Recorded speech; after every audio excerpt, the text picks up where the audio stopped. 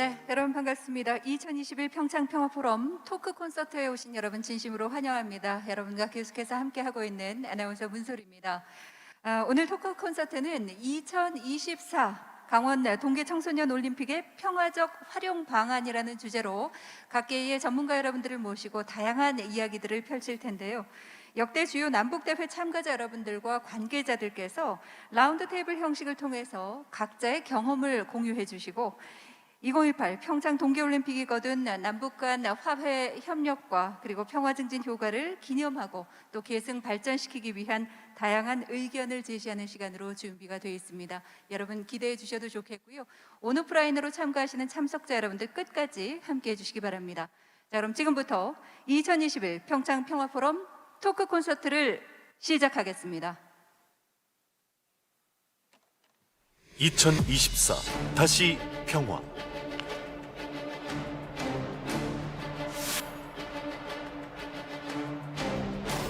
2018년 평창 동계올림픽을 기억하십니까?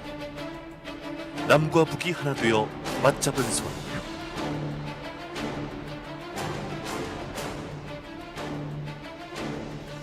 2007 장춘 동계아시안 게임 이후 11년 만에 다시 만났습니다. 그토록 소망했던 하나된 열정, 하나된 코리아. 평창 동계올림픽이 일궈낸 성과는 놀라웠습니다. 불가능하리라 생각했던 만남이 이루어지고 같은 곳을 향해 함께 응원했습니다. 그리고 한반도에 찾아온 나비 효과.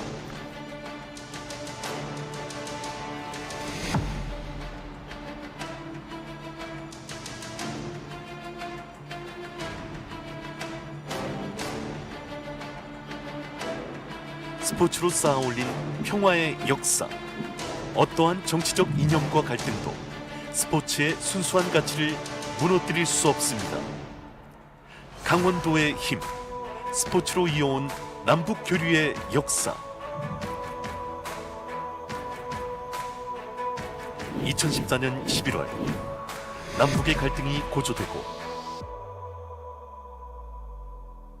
군사적 대치 상황까지 이르렀지만 남북을 주축으로 한 제1회 국제유소년 축구대회는 열렸습니다. 그리고 이듬해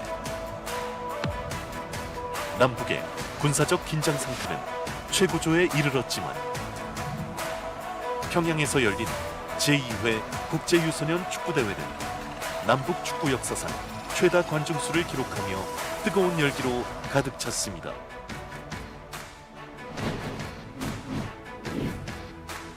남북 관계가 최악으로 치달을 당시 중국에서 열린 제3회 국제유소년 축구대회.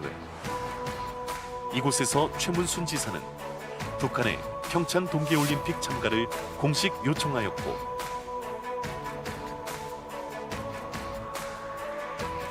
김경성 이사장에게 다시 한번 감사의 인사를 표합니다. Olympic Winter Games Pyeongchang 2018. 기적은 이루어졌습니다.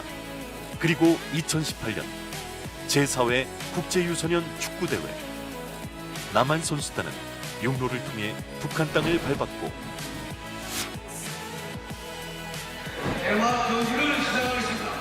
서울 평양 동시 생중계라는 역사를 다시 쓰며 남북의 긴장 상태를 완화하는 역할을 했습니다.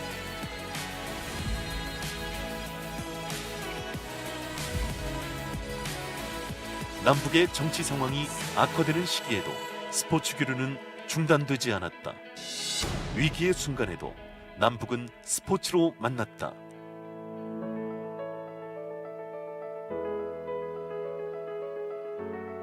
평창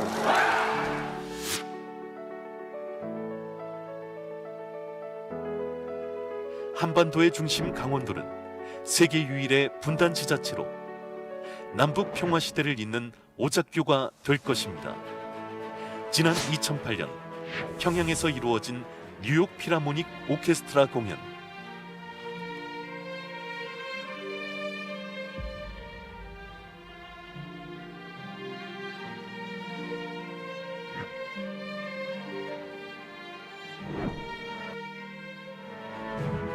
2세기의 공연을 성사시킨 주인공은 최문순 강원도지사였습니다. 문화예술로 이어지는 평화시대, 이제 강원도가 중심이 됩니다.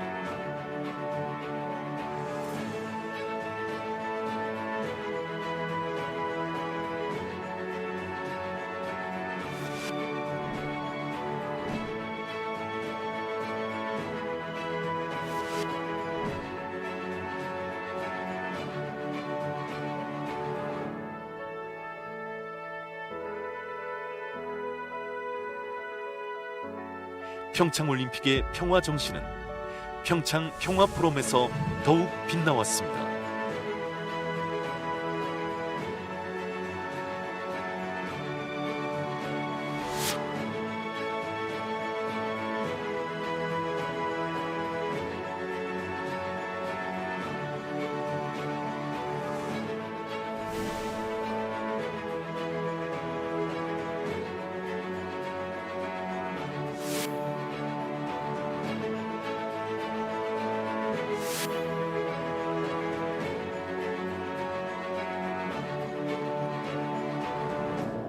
강원도의 힘, 남북 평화시대의 시작점, 평창. 전국 최초로 남북 교류 사업을 시작했던 강원도는 남북 평화시대의 시작점이었습니다.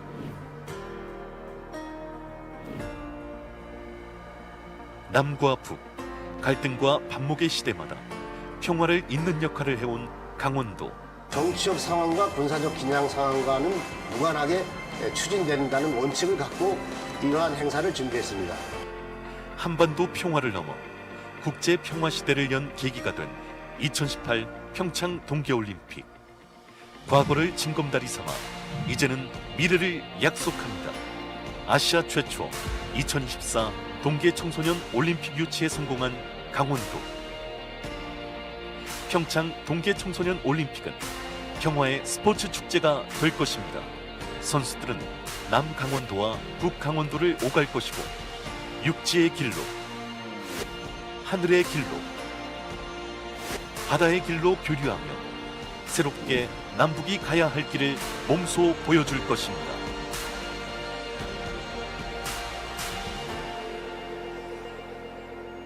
어게인 2018, 다시 평화 2024.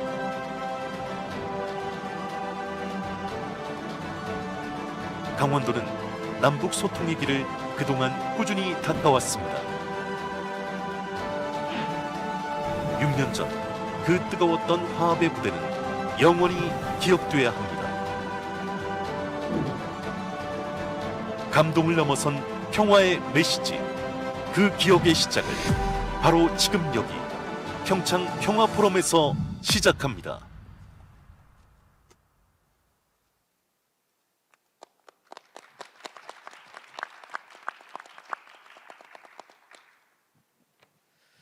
사회자를 제가 소개하겠습니다. 우리 오늘 사회를 보실 분은 방금 영상에서 봤듯이 평양에서 2018년도 육로로 올라가서 KBS가 생중계를 했습니다.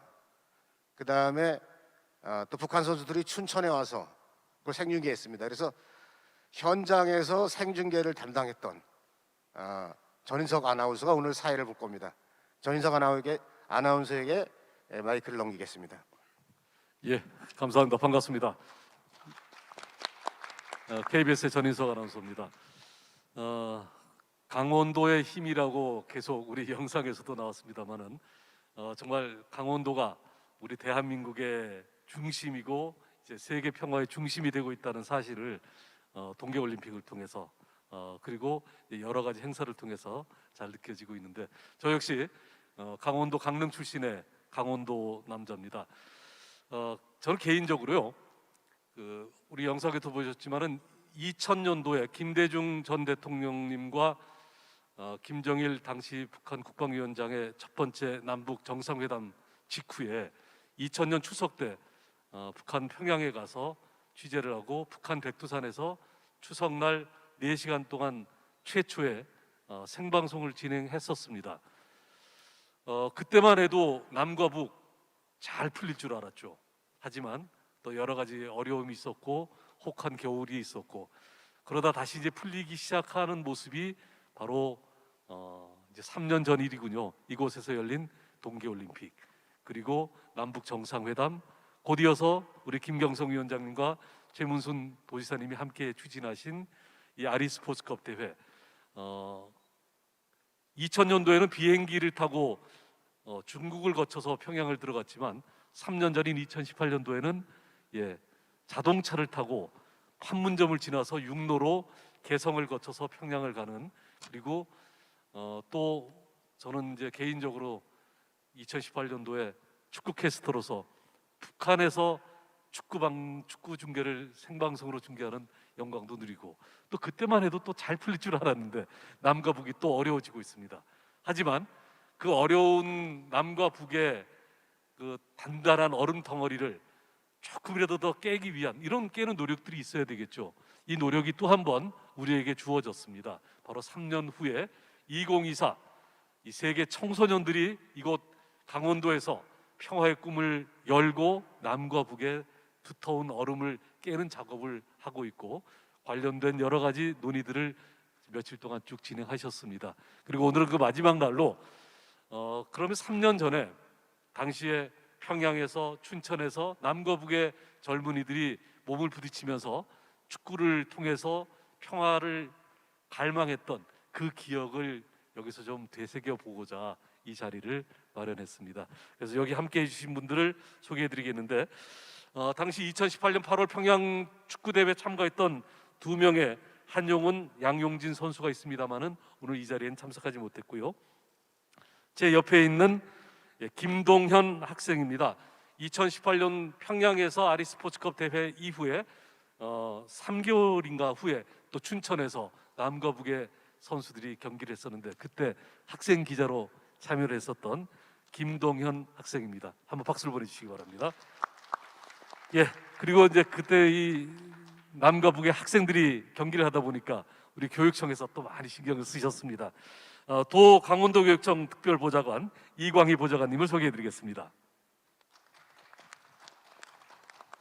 평양에 함께 또 취재를 가셨고 또 무엇보다 남과 북의 꽉 막힌 이 현실을 답답해하시면서 역시 강원도의 힘으로 이 평화를 풀고자 노력하시는 언론인 경향신문 부국장 김진호 부국장님을 소개해드리겠습니다. 국제전문 기자이기도 합니다. 그리고 옆에 앉아 계신 미녀는 역시 이분도 강원도의 힘을 과시하시는 대한민국의 대표 약사입니다. 2018년 8월 평양 대회 우리 참가 모든 진들의 건강을 책임지셨던 의료진으로 참가하신 김영숙 약사님을 소개해드리겠습니다. 옆에 앉으신 분은 강원도와 함께 남과 북의 접경 지역을 이루는 것이 바로 경기도 아니겠습니까? 가장 많은 인구를 갖고 있는 경기도의 체육회장을 맡고 계시고 남북체육교류협회 중앙위원장을 맡고 계시는 이원성 회장님을 소개해드리겠습니다. 반갑습니다. 그리고 그 옆에 저를 소개해 주신 따로 소개가 필요 없는 바로 남과 북의 이 두툼한 얼음을 깨기 위해서 끊임없이 노력하고 계시는 남북체육교류협회 김경성 이사장님이십니다. 그리고 옆에 계시는 강원도의 힘을 상징하는 남자 최문순 강원도지사님을 소개해드리겠습니다. 우리 김경성 이사장님과 지사님께서는 우리 출연진들의 얘기를 쭉 들어보시고 후에 이제 총평을 좀 해주시면은 감사드리겠고요. 기억에 생생합니다. 사실 그 휴전선을 육로로 넘어가는 일은 정부의 특사나 특별한 일이 아니면 민간인에게는 절대로 열리지 않는 길이었습니다. 하지만 그 길을 우리 김경성 이사장님과 최문순 강원도지사님께서 그걸 열었습니다. 그리고 우리 민간인들이 당당히 버스를 타고 군사분계선을 지나서 개성을 거쳐서 예성강을 지나서 평양 대동강을 지나서 거기서 축구 중계를 하고 돌아왔는데 그 생생했던 3년 전의 기억 아마도 방송을 했던 또는 의료진으로 지원했던 분들보다는 선수로 뛰었던 당사자들이 더 생생하고 더 감격스러웠을 겁니다. 그래서 앞서 말씀드린 대로 2018년 당시 강원도 선수로 남북대회에 참가한 한용운, 양용진 두 선수를 오늘 여기에 현장에 오지 못했지만 영상을 준비했습니다. 이 코로나19 때문입니다. 그래서 당시 방송 영상과 학생들의 인터뷰를 한번 들어보시면서 그때의 감동을 함께 느껴보시기 바랍니다.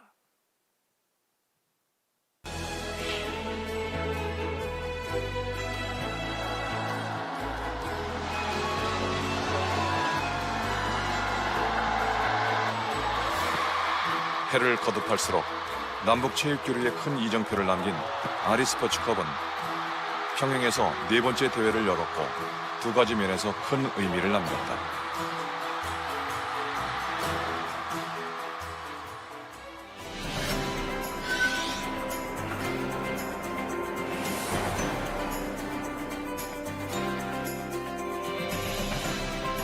그동안 큰 합의를 해놓고 실천을 제대로 하지 못했다는 데 공감했습니다. 문재인 대통령은 과거 실패를 교훈 삼아 잘할 것이라면서 지난해 평양에서 열린 대회에 직접 참가한 선수들은 당시 경기를 어떻게 기억하고 있을까? 저희가 5대0으로 지고 있던 상황이어도 제가 한 골을 넣었을 때 그 북측에 계신 시민분들은 저희가 마치 북측과 남측 애들로 갈라진 것처럼 해주시는 게 아니라 같은 한 민족 같이 저희가 골을 넣든 넘어지든 응원을 많이 해주셔가지고 저희도 그거에 놀라서 더 열심히 했을 수 있던 것 같아요. 시해지거나 할 때는 북한 그 17번 선수가 가장 기억에 남았던 것 같아요.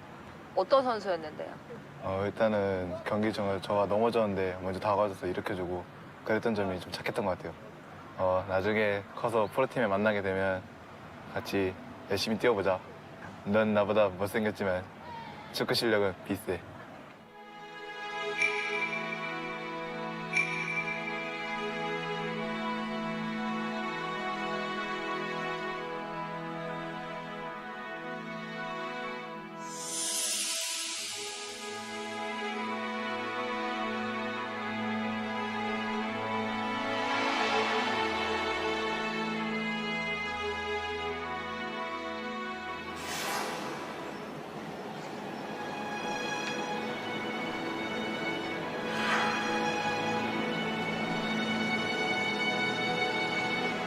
동시에 여기 밟아봅니다. 입장도 대단하고 우리가 한민족이라는 걸 잘 아니까.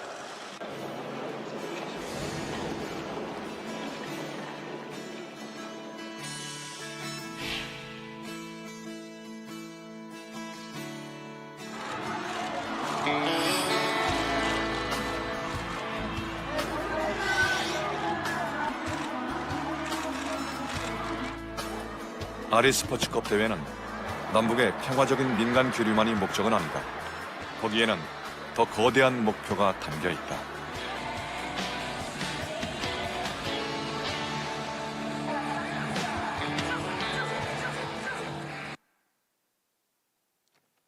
예, 바로 이 장면이 3년 전 2018년도 평양에서 먼저 남북 선수들이 경기를 했었고 두 달 후에 춘천에서 경기를 했던 장면들인데 선수들은 그라운드에서 치열하게 남북 선수들이 부딪혔지만 저희 중계방송팀 역시 중계방송석에서 치열하게 남북 신경전이 펼쳐졌습니다. 왜냐하면 저와 당시 해설위원이 한준희 해설위원이었는데 북한 그 지도원 안내하는 사람들이 좌우 뒤 3명 있었습니다. 그래서 아나운서와 해설자가 무슨 말을 하나 하고 귀를 쫑긋 세우면서 계속 감시하고 자기들 마음에 들지 않는 단어나 이런 게 나오면 바로 쪽지가 날아옵니다. 이거 하지 말아달라. 그럼 우리 또 어깨로 치고 몸싸움 하면서 중계방송을 했었거든요. 그때 생각나는 일화가 축구 중계방송 하기 전에 이제 아나운서랑 해설자가 그라운드에서 오프닝 멘트를 합니다. 근데 우리 그때 중계방송했던 남측 선수들이 주문진 선수들이었거든요. 그래서 우리 강원도의 주문진 얘기를 했더니 바로 북한에서 스톱이 NG가 나왔습니다. 그 가로막더라고요, 카메라를. 주문진은 남강원도에 있는 거래요, 북한 입장에서. 우리는 강원도지만. 그러니까 왜 강원도로 가냐고 트집을 잡는 거죠. 그래서 말이 안 되죠. 그래서 제가 얘기하다가 일부러 그 다음 이제 알겠다, 내가 니네 이해하겠다 그러면 남강원도에 주문진 얘기하면서 일부러 원산 얘기를 꺼냈어요. 북강원도에 원산 얘기했더니 또 끊어요. 원산은 강원도래 그냥.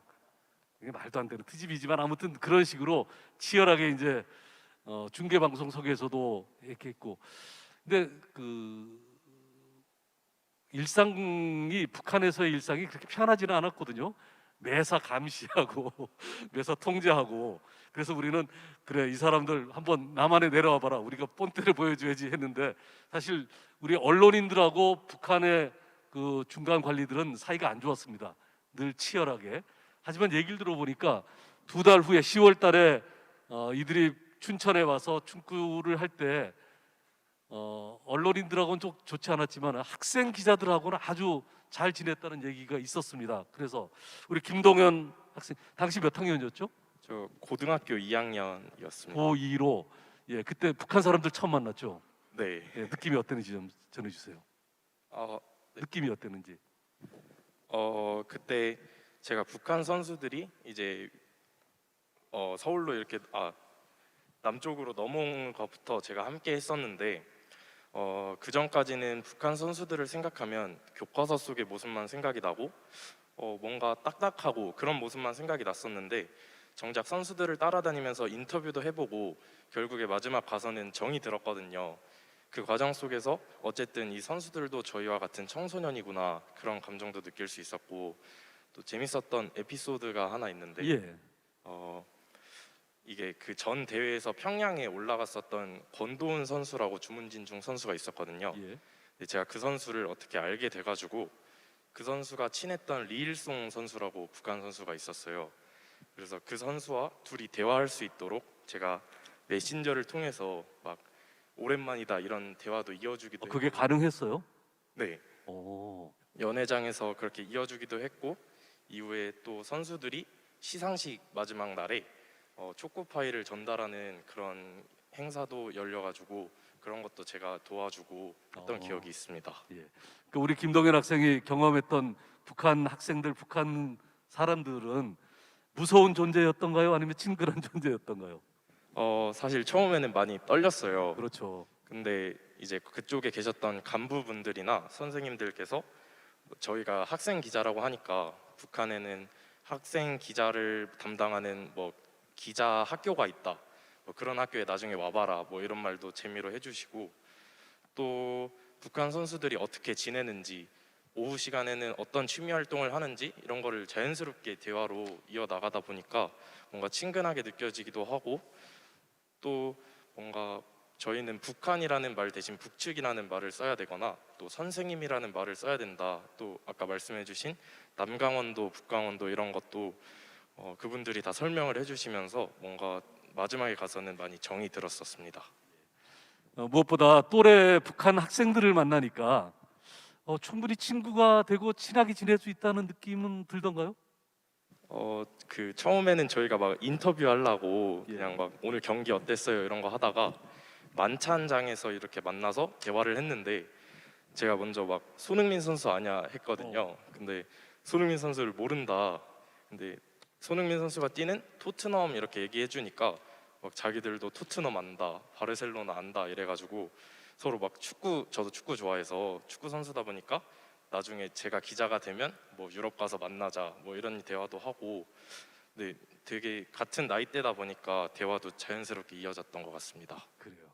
아마 이런 이제 경험들이 점점 더 많은 학생들이 체험할수록 우리 남과 북이 가까워지는 계기는 더 될 것 같은데, 이렇게 우리 그 특보님께 좀 여쭤보겠습니다. 이광희 특보님, 이렇게 학생들, 사실 이제 성인들은 남과 북의 어떤 정확한 개념이 있기 때문에 북한 선수들, 북한 사람들을 만나는 거에 대해서는 익숙하지만 학생들일 경우에는 좀 조심스러운 게 있지 않았을까요? 신경을 많이 쓰셨을 것 같은데 어떠세요? 사실 그 북에서 친구들이 내려온다고 했을 때 가장 큰 고민은 우리 아이들을 어떻게 만나게 해줄 것인가 하는 것이었거든요. 근데 사회자님 지금 말씀하신 것처럼 아이들이 두려워하지 않더라고요. 두려워하지 않고 아이들 심정으로 아이들을 만나니까 또 우리가 기대하지 못한 아주 새로운 일들을 만들어내는 거예요. 그래서 저는 진짜 아이들은 대단하다, 믿고 맡겨주니까 저희가 걱정했던 건 하나도 일이 없었습니다. 다 저희들 걱정이었었어요. 그렇죠, 맞아요. 어떻게 보면은 우리 아이들이 같은 또래이기 때문에 공감할 수 있는 그런 의식도 많고. 근데 이제 저희들이 그 2018년 8월에 평양에서 이제 중계 방송을 할 때 거기가 김일성 종합경기장이라고 그 북한에서는 아주 유서 깊은 경기장, 관중석 5만 명 차는 데가 꽉 찼었거든요. 근데 2달 후에 춘천에서 할 때 과연 이거 뭐 우리 프로축구를 해도 관중들이 많이 안 오는데 그 관중석이 텅 비면 어쩔까 걱정을 했는데 엄청 많은 학생들이 그 송라 스포츠센터를 꽉 채웠잖아요. 그 사실 그 학생들한테 좋은 기회 아니었을까요? 예, 그렇습니다. 저희가 준비하게 된 게 20여일 조금 넘었어요. 예. 참가하겠다고 경기한 게 20여일 좀 넘었는데 신청을 받으니까 2만 5천 명이 신청을 했습니다. 아, 신청을 받은 겁니까? 강제 동원한 거 아니고? 아유, 그런 거 없습니다. 신청을 했는데 받았는데 2만 5천 명이 왔었어요. 그리고 더 먼 곳에서 온다는 것은 그때가 마침 단풍철이어서 버스가 없어서 못 왔습니다. 아, 관광 버스가 네네네. 그렇죠, 없었죠. 그래서 아이들한테는 이렇게 좀 갈증이 있었던 것 같아요. 만나고 싶다는 욕구도 있었던 거고. 그래서 너무 어렵지 않았습니다. 그 2만 5천 명이 참석해서 참여해서 자기 나름대로 한 2만 5천 개 이야기가 만들어졌던 것 같습니다. 네. 그때 이제 좀 더 많은 북한 선수들뿐만 아니라 북한의 응원단도 좀 왔으면 하는 그런 아쉬움도 있었을 텐데 우리 학생들한테 특히 이제 학생 기자들이 이제 북한 선수들이라든가 임원들하고 계속 접촉을 하잖아요. 특별히 뭐 주의를 당부했던 일이 있었습니까? 저희는 사실 많은 걱정을 했고요. 주지도 북한이라 그러면 안 돼. 뭐 여러 가지 호칭 문제도 그랬었고 한데 사실 그 저희를 대하는 것과 아이들을 대하는 것이 북한 임원진들이 태도가 달랐습니다. 다 얘기를 해줬어요. 심지어는 농담 삼아 이런 얘기까지 했습니다. 나는 미제와 싸워서도 이길 수 있는데 아이들한테는 져. 그런 얘기를 하면서 이 학생 기자단을 다 인터뷰를 해주고 나중에 평양에서 대회가 다시 열리면 추가로 초청하겠다는 약속까지도 해줬었습니다. 그렇죠. 네. 이제 이게 2024 이제 3년 남았습니다. 이번 3년 후에 이 행사는 바로 우리 학생들이 주인이 되는 행사잖아요. 우리 강원도 교육청에서도 좀 신경 많이 쓰고 있을 텐데 어떻게 준비하고 계십니까? 예, 그렇습니다. 지금 지난번에 아리스포츠 대회에서도 확인했듯이 아이들을 믿고 맡겨주면 스스로 발전을 하더라고요. 스스로 만들어냅니다. 경기는 경기대로 하겠지만 주변에서 아이들이 참여한 많은 이야기들을 만들 수 있도록 준비를 철저히 하겠습니다. 아무튼 뭐 기대를 많이 갖겠습니다. 예. 고맙습니다. 자, 옆에 계시는 우리 김진호 부국장님께 좀 여쭤보겠습니다. 참 우리 남과 북 안 가까워질 수도 없고 꼭 가까워지고 하나가 돼야 되는 존재 아니겠습니까? 근데 어려워요, 그죠? 어떻게 하면 좋겠습니까? 예, 저는 그 평양이 처음이 아니었고요. 사회자님처럼 저도 2000년대 초반에 한 10차례 정도 북한을 방문을 했었습니다. 저 같은 경우에는 제가 봤던 과거의 평양과 또 새로 만나는 평양, 그거를 비교하는 어떤 그런 생각을 많이 했었습니다. 어떻게 다르던가요? 예, 일단 죄송합니다. 말씀하신 것처럼 북한을 여러 차례 갔지만 다 비행기로 갔었고 육로로 처음 갔지 않았습니까? 그래서 가는 길 자체가 저한테는 어떤 감동이 많이 됐어요. 고속도로 개성 평양 고속도로가 한 200km가 채 안 되는데 그 아주 특이한 경험을 했습니다. 뭐냐면은 남쪽의 고속도로는 이렇게 좌우로 이렇게 그 커브는 있지만 그 위아래는 없지 않습니까? 그렇죠. 기복은 없는데 개성 평양 고속도로는 직선이었어요. 직선이었는데 위아래 이렇게 올라갔다 내려갔다 하더라고요. 그러니까 아주 높은 곳은 동굴이라 그러죠. 북한에서는 터널을 뚫었지만 그렇지 않은 데는 올라갔다가 내려갔다 하니까 오히려 주변의 그 산천을 바라볼 때 그 각도가 달라지니까 아주 높이에 따라서 그렇죠. 남쪽에서 보지 못했던 그런 풍경들, 마치 외국에 온 것 같은 그런 풍경을 많이 봤습니다. 고속도로가 포장도 엉망이었고 이 터널에 불이 하나도 없었던 것도 인상적이지 않았습니까? 포장이 시멘트 아스콘 포장이라 그러는가요? 근데 예. 그 자체가 건설은 아주 잘 돼 있었는데 그게 오래돼서 그런지 약간 이제 패인 곳들이 있지만 통행에는 지장이 없었던 그 상태가 아니었나. 예. 그렇게 해서 이제 우리 김 국장님께서 이제 평양을 몇 번 다니셨지만 이번 2018년도에 아리스포츠컵 방문은 상당히 특별했던 게 주인공들이 학생이었잖아요. 그렇죠. 예, 예. 그러니까 그 전날 밤에 사실 잠을 잘 못 잤습니다.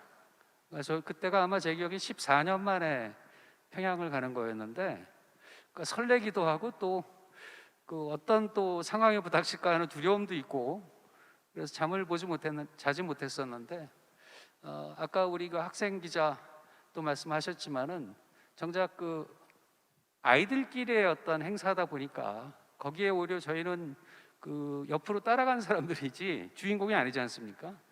근데 주인공들끼리 너무 그야말로 볼 차고 같이 웃고 이런 땀 흘리고 이런 모습들이 보면서 오히려 어른들이 배워야 되는 점이 많지 않았나 그런 생각이 좀 들었습니다. 저는 이제 개인적으로 아쉬운 게요. 이렇게 이제 남과 북의 학생들이 운동을 하고 취재를 하고 하면서 가까워지는 듯이 보이지만 하지만 내부적으로는 이제 지나친 엄격한 통제라든가 이런 것들이 이게 과연 실질적으로 우리가 가까워질 수 있을까라는 의구심은 또 생기거든요. 이런 것도 좀 앞으로 우리 이제 3년 후에 2024 강원도에서 청소년들이 세계 청소년들이 만날 때 북한 청소년도 올 텐데 이런 것도 좀 유연하게 할 방법을 생각해 보셨나요? 그렇죠. 그러니까 그것이 북한하고 남한은 일단 체제가 다르지 않습니까? 그렇죠.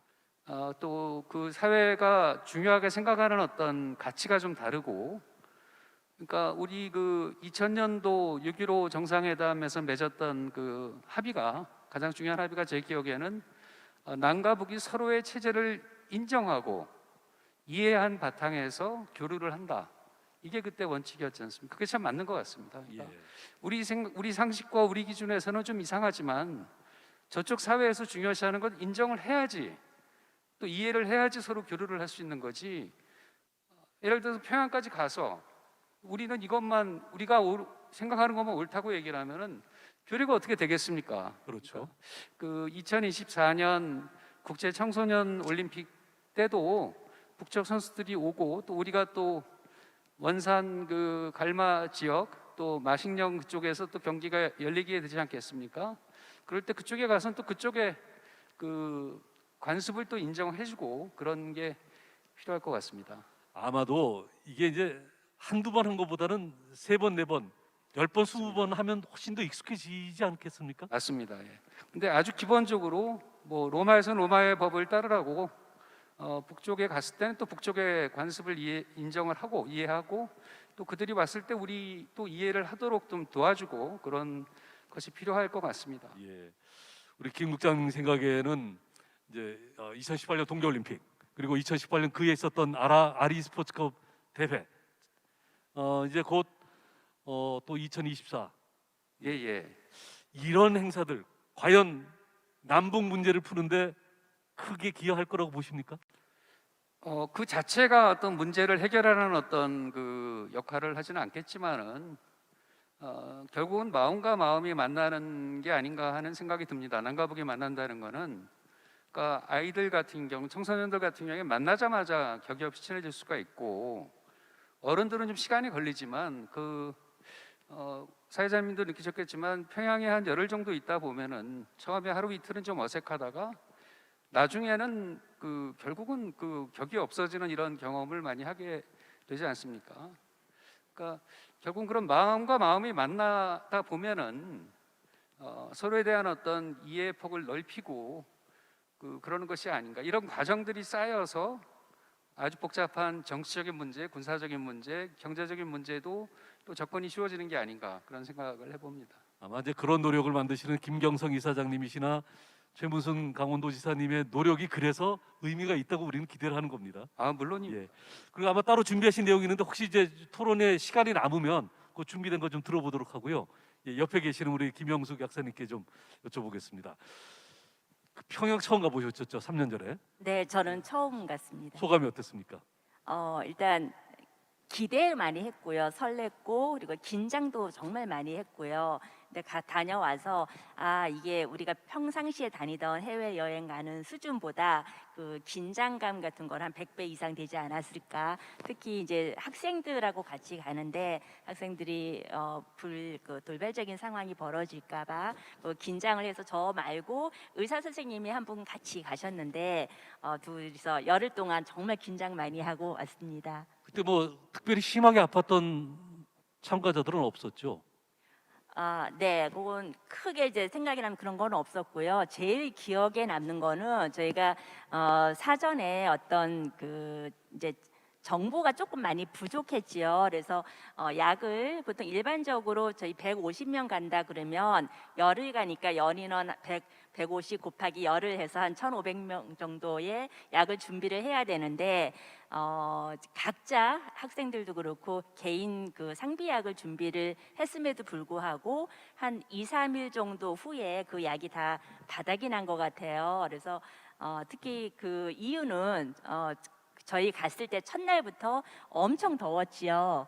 예, 엄청 더워서 그 가는 동안에 많이 지쳤고, 그리고 이제 해외 여행 잠깐 가도 긴장하면 스트레스로 인해서 이제 배탈, 이제 복통, 설사 이런 거 많이 하는데 특히 더워서 찬물 많이 먹고 음식 갈아 먹고 그래서 그런 일이 많이 있었던 것 같아요. 그래서 정말 지금 생각해도 아찔한 게 각자 개인이 갖고 왔던 약 2, 3일 만에 동나고 제가 또 준비한다고 했던 약들이 한 5일 정도 되니까 다 바닥이 났었어요. 그래서 나중에는 개인적으로 가지고 왔던 약들 다 부탁해서 다 모았지요. 모아서 이제 투약을 하고 이런 상황도 있었습니다. 네. 우리가 육로로 평양 들어갈 때 이제 그 군사분계선 판문점을 지나면 북측에 그 우리 개성 공업단지 있는 곳에 북측에 이제 출입하는 곳이 있거든요.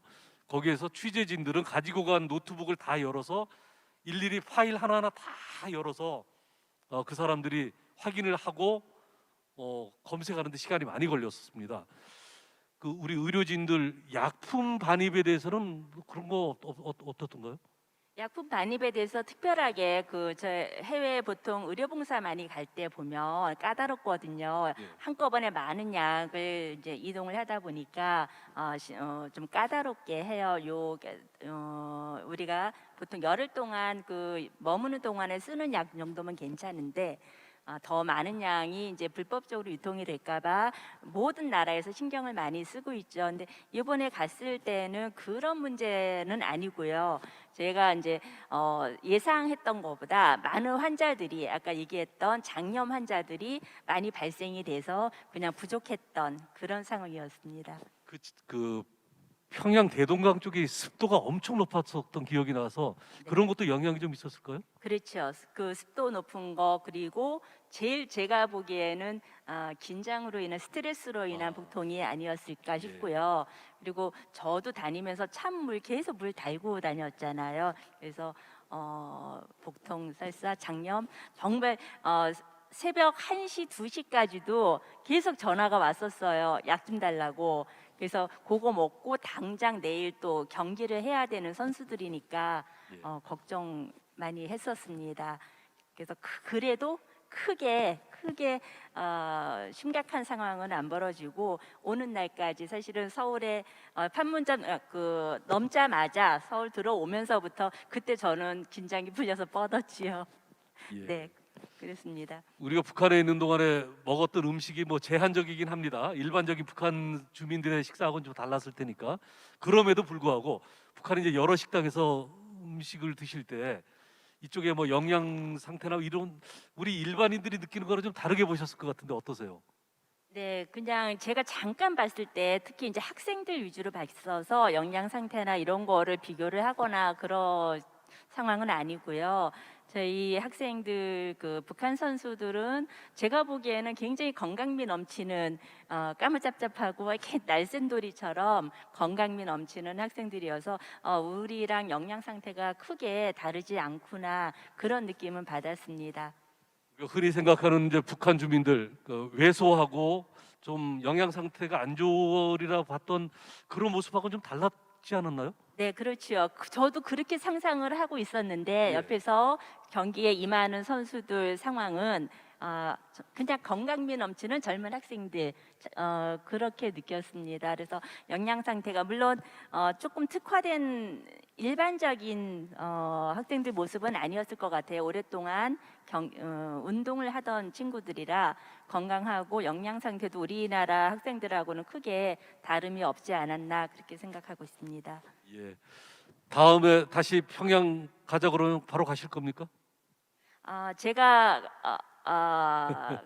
예, 개인적인 욕심에서는 가고 예. 싶지만 예. 사실은 다른 많은 분들이 가서 직접 느꼈으면 좋겠어요. 그래서 예. 다른 이번에는 의료진을 제대로 좀 꾸려서 의사, 간호사 다 해서 예. 이렇게 한번 다른 분들한테 기회를 줬으면 했고 저는 그냥 다른 통로로 여행을 가고 싶습니다. 예.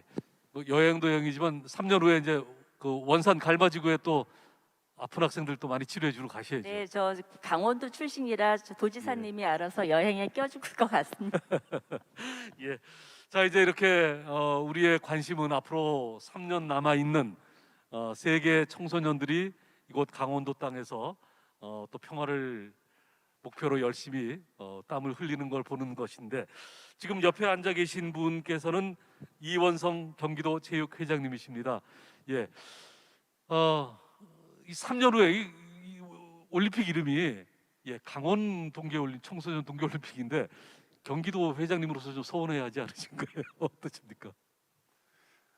네, 오늘 그 평화 포럼 이렇게 준비를 잘 해주시고 또 오늘 출연해 주신 여러분들이 또 평양 방문하실 때의 그 소감을 또 말씀해 주셨는데요. 최문순 우리 지사님께서는 체육에 관심이 일단 많으십니다. 또 남북 관계에 또 특히 관심이 많으시고 제 옆에 계시는 우리 김경성 우리 남북체육협회 이사장을 맡고 계신 김경성 이사장님은 또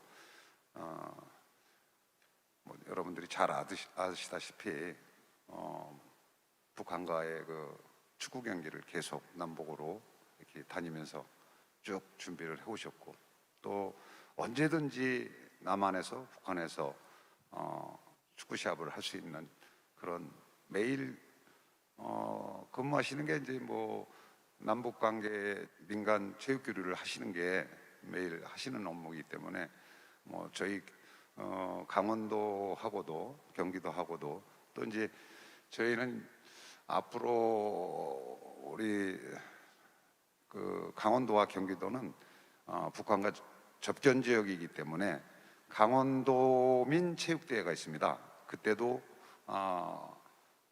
우리가 북한과의 관계가 좀 잘 되면 강원도 체전에도 북한 선수 몇 종목이 좀 와서 같이 도민들하고 같이 하고 우리 경기도에도 경기도 체전이 있습니다.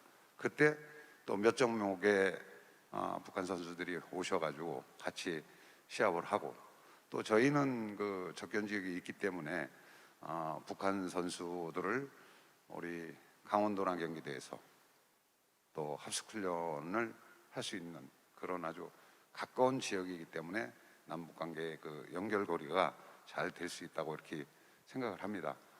또 우리가 이제 2024년 청소년 올림픽을 준비하면서 남북 교류와 또 그 청소년들이 이 대한민국 또 강원도를 많이 찾으면서 우리 남북 관계를 잘 이해하고 또 우리 민간 체육 교류 자체가 성공할 수 있는 계기가 되지 않나 이렇게 생각하고 있습니다. 예.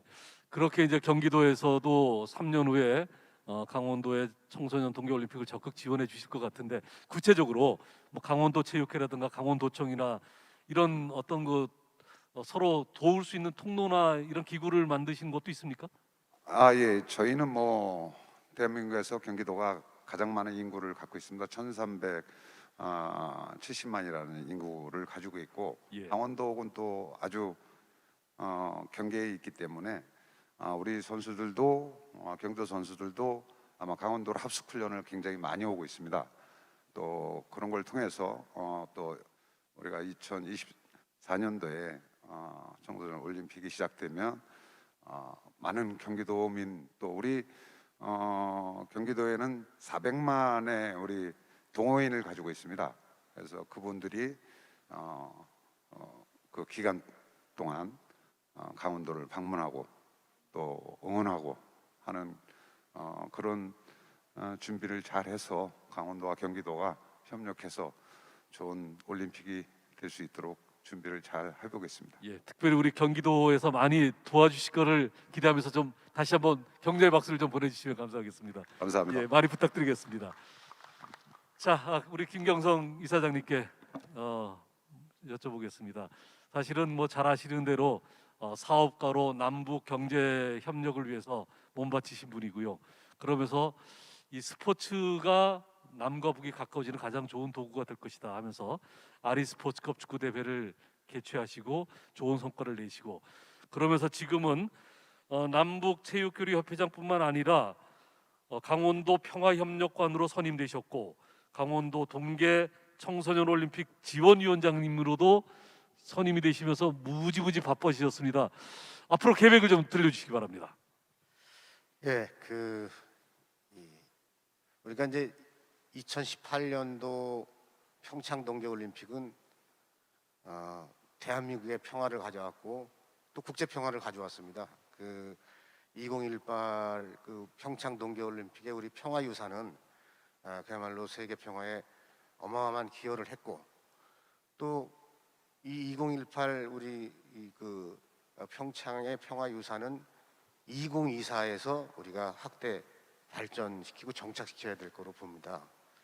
그래서 일단은 이제 이 2024의 강원도 청소년 동계올림픽에 가장 많은 국가가 참가하는 그런 올림픽, 또 남강원도와 북강원도가 함께하는 공동 개최 올림픽, 이것을 이제 저희가 강원도가 이제 준비를 하고 있는데요. 가장 중요한 것은 이제 2024 강원도 청소년 동계올림픽의 지원 사업입니다. 이 지원 사업을 어떻게 효과적으로 끌고 가느냐에 따라서 2024 강원도 청소년 동계올림픽에 우리가 이제 승패가 달려 있다고 봅니다. 그래서 이 지원위원회는 이 청소년 아이들이니까 저희들이 이제 아이들 대회이기 때문에 지금까지 이 22번이라는 남북 축구 교류를 이제 정착시키게 된 계기가 됐는데요. 2006년도 5월에 평양에서 남북 역사상 최초로 남북 이 체육 교류 계약서를 체결을 했고, 그 계약에 의해서 지금까지 이제 우리 남과 북의 선수들이 22번을 만났어요. 근데 지난 2018년도 10월에 춘천에서 만나가지고 열흘 동안 경기를 하고 나서 북한 여자 선수들이 폐막식 때 노래를 불렀습니다. 그 노래가 다시 만납시다인데, 다시 만납시다 노래를 할 때 이제 남북 선수들이 헤어지기 아쉬워서 많이 이제 울었는데, 그때 북한 선수들이 노래를 끝나고 나서 뭐라고 말했냐면 원산에서 다시 만나요 이렇게 외쳤습니다. 그래서 이미 이 남북체육교류협회와 북한의 사회체육단은 다음 대회를 원산에서 하는 걸로 합의를 했어요. 그래서 최근에 이제 코로나 때문에 이제 이 개최가 계속 늦어지고 있는데, 북한에서는 이제 얼마 전에 연락이 왔죠. 그래서 원산 대회를 준비하고 있으니까 우리도 좀 준비를 해줘라. 그래서 조만간에 이제 실무 협의가 진행될 겁니다. 그때 이 아리스포츠컵 원산 축구 대회 때 2024 청소년 동계올림픽 지원 사업에 대해서 의논하게 될 건데요. 그 지원 사업을 하려면 이제 남강원도 우리 평창과 북강원도 마식령에서 이 세계 청소년들을 이제 불러서 훈련을 이제 시키는 사업을 할 계획입니다. 그래서 동계 종목이 취약한 국가, 특히 여름만 있는 국가들이죠. 그런 아이들을 불러서 한 50개 국가를 불러서 평창에서 한 일주일 훈련을 하고 또 마식령에서 일주일 훈련을 한다면, 북한 입장에서는 이제 마식령, 즉 원산을 우리가 활용하게 되기 때문에 세계 청소년들이 평창에서 마식령까지 이동을 하게 됩니다. 그리고 북한의 지원 사업이 되는 거죠. 왜? 마식령에서 이 그 훈련 지원을 하기 때문에 거기에 숙식이라든가 이런 체류비가 지원이 되기 때문에 북한 입장에서도 굉장히 환영할 수 있는 그런 사업인 거죠. 그렇게 되면 2024의 평창과 마식령을 자연스럽게 그 왕래를 하게 된다면 공동 개최가 가능해지고 또 그랬을 때 강원도의 외교력도 굉장히 강화됩니다. 50개 국가 선수들에 대한 지원 사업을 했기 때문에.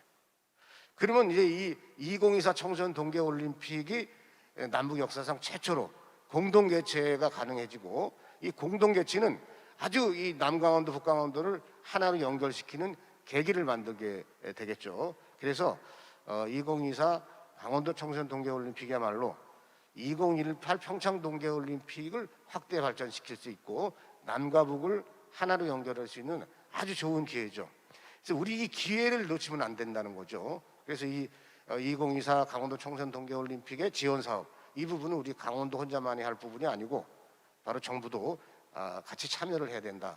저는 그렇게 생각을 하고 있고 그런 계획을 지금 세우고 있습니다. 예. 우리 김경성 이사장님을 이제 우리가 우린 남한에 살고 있으니까 한국에서 이렇게 만날 때는 사실은 평범한 사업가시거든요. 특별함을 잘 못 느꼈었습니다만은 막상 북한에서 같이 갔을 때 북한 모든 고위직 관계자들이 김경성 이사장님을 대하는 태도를 보니까 어마어마하더라고요. 아니 이분이 북한에서 훨씬 더 유명하신 분이구나라는 걸 느끼면서 어쩌면은 지난번 2018 동계올림픽도 그랬습니다만 3년 후에 2024 청소년 올림픽도 많은 북한의 그 인력들이 남한으로 오기 위해서 또 서로 왕래하기 위해서는 이사장님의 일이 또 절대적으로 필요할 것 같은데 보관을 가지고 계시죠? 지금 제 옆에 최문순 도지사님이 계시는데요. 그 지사님하고 저는 그 대북 사업의 궁합이 아주 잘 맞아요. 그 2008년도 7월에는 최문순 지사님이 이제 국회의원 신분이었죠. 그때 당시에 그때 제가 승용차를 타고 제가 운전을 했어요. 그리고 최문순 지사님이 옆에 앉고 금강산에서 조선일보와 노동신문을 만나게 했습니다. 그래서 양쪽의 극과 극, 그야말로 양쪽의 보수 언론을 만나서 합의를 하게 했어요. 그리고 그 이후에 이제 그 강원도지사가 되셔서 평창 올림픽을 유치했고 평창 동계올림픽을 또 성공시켰는데 거기에다가 또 2024 청소년 동계올림픽 또 유치를 했어요. 그러니까 뭐니까 이제 2024의 성공 가능성이 그 최문수 지사님이 그동안의 이런 노력도 있지만 남북 관계에 대해서는 굉장히 운이 많이 따르시는 분입니다. 그래서 저는 최문수 지사님을 제가 보좌해서 강원도 평화협력관으로 있지만 2024에 대한 그 희망이 그 가능성이 아주 크다고 생각합니다. 예, 그렇습니다. 바로 모든 관심과 기대가 지금 우리 최문순 도지사님께 그래서 모여지는 겁니다.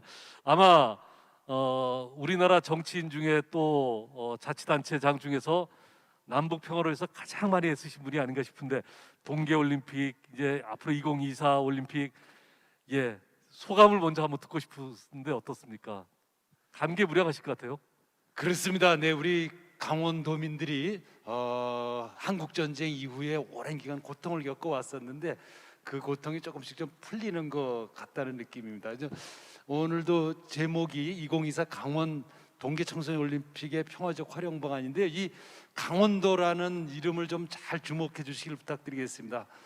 저희 여기 다 평양에 같이 갔던 분들인데 평양에 가면 이제 호텔 밖을 되게 못 나가죠.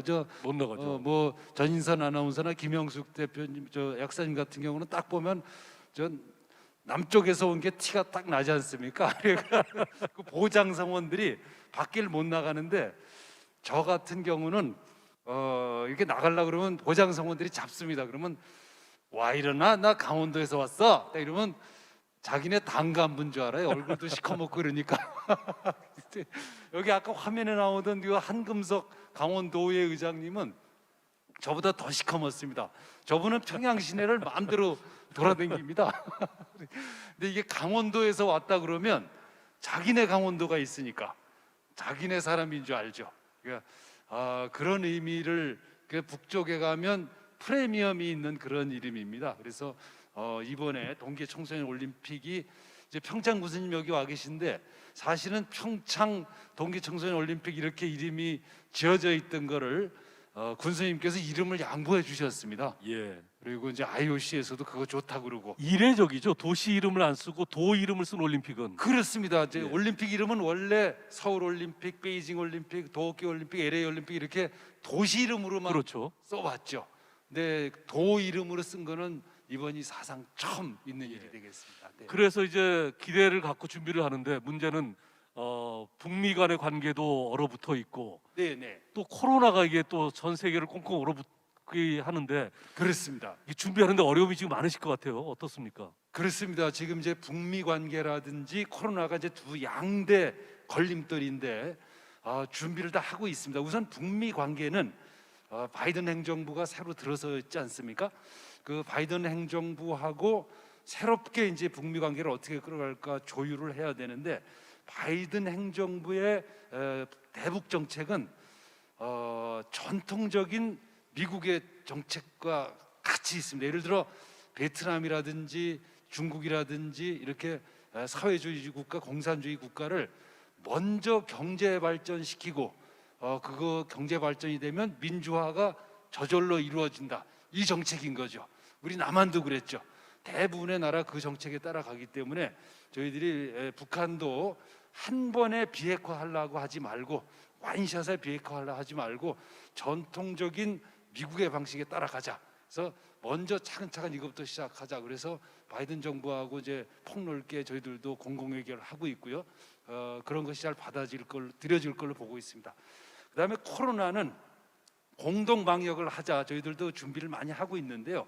원산에서 이제 대회가 열리게 될 것 만약에 된다면 원산의 방역을 함께 하자. 지금 우리 강원도 방역하듯이 원산에 가서 방역 시스템을 갖춰서 같이 하자. 이런 거를 함께 만들어가게 될 걸로 보고 있습니다. 자, 이제 우리 평화 토크 콘서트 마무리할 시간이 됐는데 지사님께서 이 대미를 장식하시는 의미로 지금 유튜브를 통해서 보시는 분도 많이 계실 거고 앞으로도 또 보실 분들이 많이 계시는데 자, 2024 세계 청소년 강원도 청소년 동계올림픽 아니겠습니까? 예, 우리 한반도 우리 민족에 어떤 의미를 주는지 한번 정리해 주시죠. 네, 2024 강원 청소년 동계올림픽으로 평창 시즌 2를 열자 이런 제안을 다시 드리고요. 평창에서는 북한이 와서 참가를 하면서 이제 단일팀을 만든 것이 최대였습니다. 근데 이번에는 공동 주체가 되겠습니다. 공동 주체라고 하는 것은 평창보다 그 깊이가 협력의 깊이와 넓이가 말도 못하게 큽니다. 조직위원회도 같이 구성해야 되고 경기 장소도 같이 결정해야 되고 선수들의 이동, 통신, 교통 이 모든 것을 같이 결정해야 되기 때문에 협력의 깊이가 말도 못하게 깊어질 것이라는 점을 말씀을 드립니다. 그리고 북한에 제가 세상에서 제일 억울한 도지사 중에 한 명인데 왜 그러냐면 북쪽에 도지사가 한 분 또 계십니다. 권력은 부자지간에도 안 나눈다고 그러는데 그 박정남이라는 분이신데요. 박정남 북강원도의 도당 위원장께 저하고 남북 강원도에서 올림픽을 청소년 올림픽을 같이 열자는 제안을 이 자리를 빌어서 공식으로 드리는 바입니다. 저하고 같이 가서 손잡고 가서 IOC에 가서 같이 서명하고 협약하자. 이 제안을 공식으로 이 제안을 박수로 한번 대청해 주시기 바랍니다. 예. 자, 우리 속담에 이 작은 낙숫물이 바위를 뚫는다고 합니다. 지금 여러 분야에서 남과 북에 얼어 있고 막혀 있는 곳을 뚫기 위한 노력들 작지만 분명히 결실을 이루리라 생각을 하고요. 여기 함께하신 남과 북에 직접 교류를 경험했던 분들의 경험담이 넓게 퍼지고 교류를 하는 분들이 점점 늘어날수록 그리고 이런 스포츠 행사들을 통해서 또 여러 행사들을 통해서 남과 북이 가까워지면서 분명히 통일의 길은 가까워지리라 기대합니다. 우리 모두 건강하게 코로나 극복하고 2024 강원 청소년 동계올림픽 성공적으로 잘 준비할 수 있도록, 그리고 최 선생님이 지금 주문하신 강원 남북의 수장들이 모여서 멋진 행사가 잘 이루어질 수 있도록 여러분 큰 박수로 성원해 주시기 바랍니다. 여기서 마치겠습니다. 감사합니다.